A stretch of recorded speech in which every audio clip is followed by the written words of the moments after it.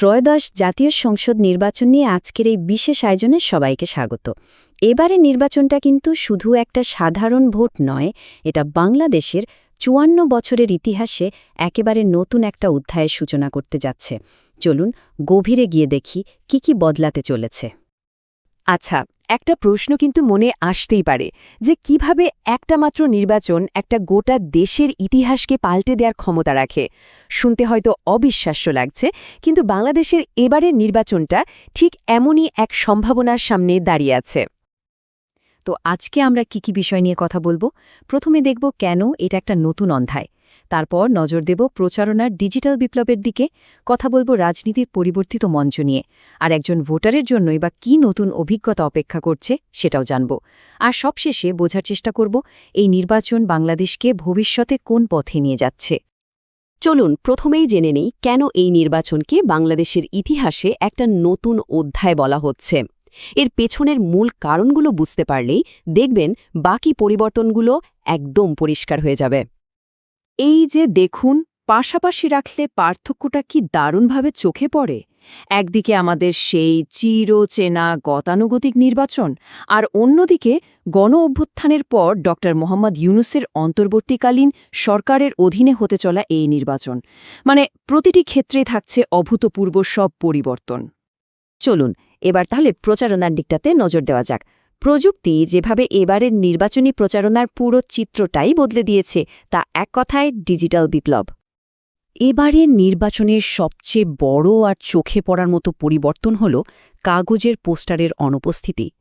নির্বাচনী আচরণবিধি বদলানোর ফলে শহর থেকে গ্রাম পর্যন্ত যে পোস্টারে সব ছেয়ে যেত, সেই দৃশ্যটা এবার আর নেই। তার জায়গাটা পুরোপুরি নিয়ে নিয়েছে ডিজিটাল প্রচারণা। প্রার্থীরা এখন ভোটারদের কাছে পৌঁছানোর জন্য ব্যবহার করছেন ডিজিটাল স্ক্রিন, সোশ্যাল মিডিয়া, এমনকি কৃত্রিম বুদ্ধিমত্তা বা এআইও। মানে বুঝতেই পারছেন প্রচারণার কৌশল এখন কতটা প্রযুক্তি নির্ভর হয়ে উঠেছে। তবে এই নতুন প্রযুক্তির কিন্তু একটা অন্ধকার দিকও আছে, আর সেটার নাম হল ডিপ ফেক।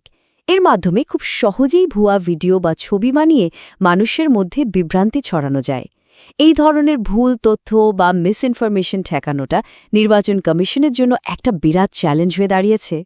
প্রযুক্তির পর এবার কথা বলা যাক রাজনীতির মাঠ নিয়ে।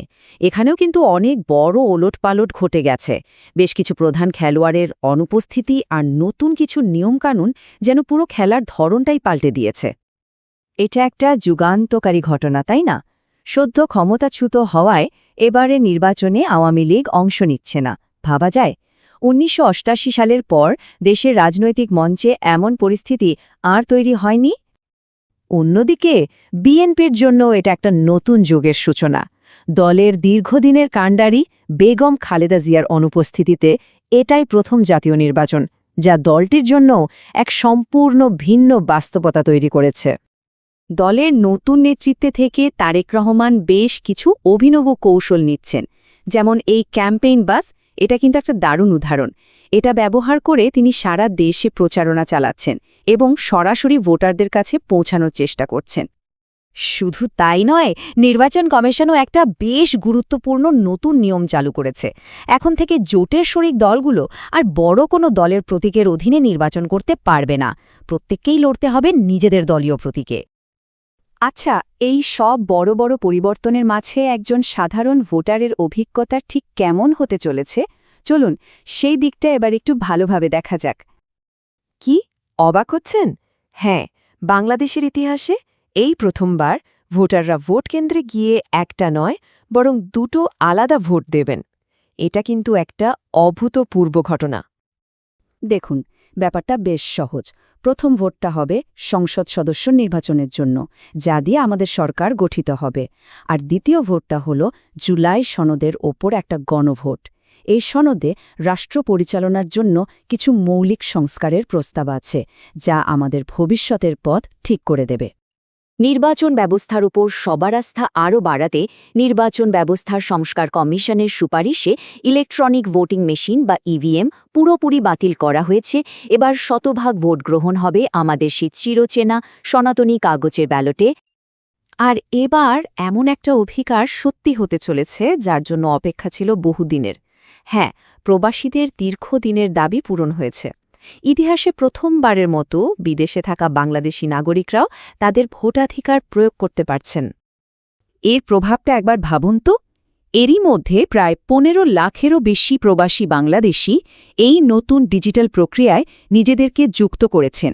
এটা নিঃসন্দেহে দেশের গণতন্ত্রের জন্য এক বিশাল পদক্ষেপ। প্রক্রিয়াটা কিন্তু খুবই সহজ। পোস্টাল ভোট বিডি অ্যাপের মাধ্যমে মাত্র ৫টি ধাপে প্রবাসীরা বিশ্বের যে কোনো প্রান্ত থেকে তাদের ভোট দিতে পারছেন।